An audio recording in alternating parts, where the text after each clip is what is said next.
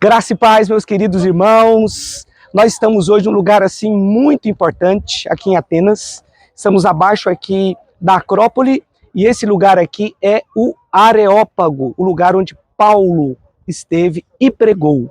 Na verdade, Paulo ele teve uma visão de que ele deveria, ao invés de ir para a Ásia Menor, a Bíblia diz que o Espírito resistiu para ir para a Ásia Menor, mas ele veio para a região da Macedônia, e depois ele desceu aqui para Atenas, vindo ali de Filipos, que é a região da Macedônia, depois ele desceu para outras cidades, como Bereia, e aí ele foi expulso de Bereia e veio parar aqui em Atenas. E a Bíblia diz lá em Atos, capítulo 17, que Paulo, quando chegou aqui em Atenas, ficou impressionado com a quantidade de deuses que existia aqui. Na verdade, ele se impressionou com a idolatria daquele povo. E foi nesse lugar aqui, exatamente onde nós estamos, que Paulo foi trazido para ser examinado pelos filósofos e os sábios daquela época.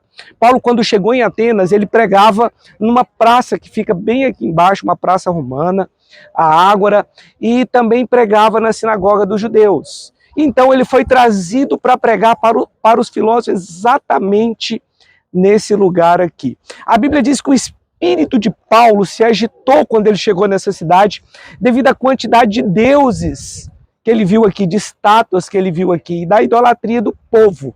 Mas foi aqui em Atenas, nessa cidade, que Paulo faz a pregação, a famosa pregação do Deus do altar desconhecido. Na verdade, do altar do Deus desconhecido.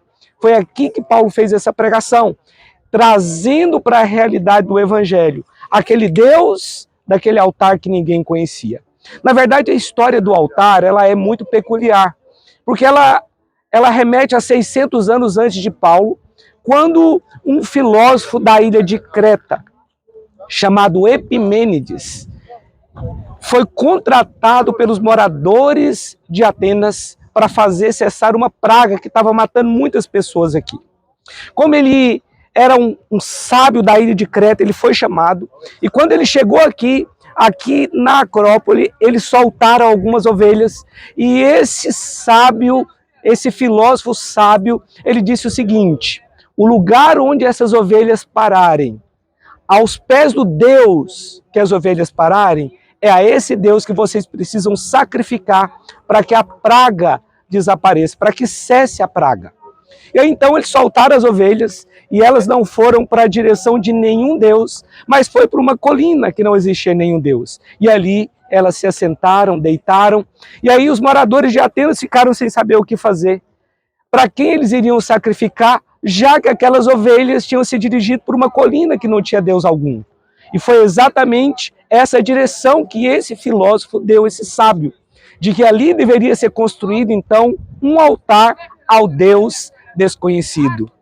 600 anos depois, Paulo pisa nesse lugar e, sendo um conhecedor, um exímio conhecedor da filosofia, Paulo então traz essa história de volta, sabendo que os atenienses conheciam essa história desse filósofo sábio lá de Creta, e prega o evangelho, falando daquele Deus desconhecido.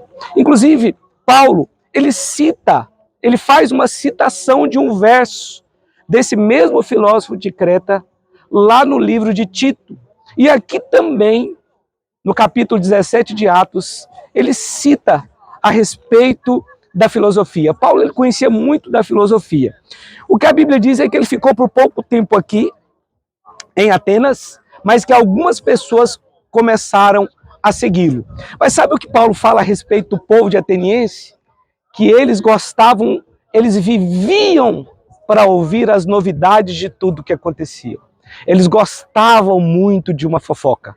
Era assim que Paulo se referiu aos atenienses. Eu queria deixar isso para você. Nós não sabemos se Paulo edificou uma igreja aqui, mas uma coisa nós sabemos: ele deixou discípulos nesse lugar.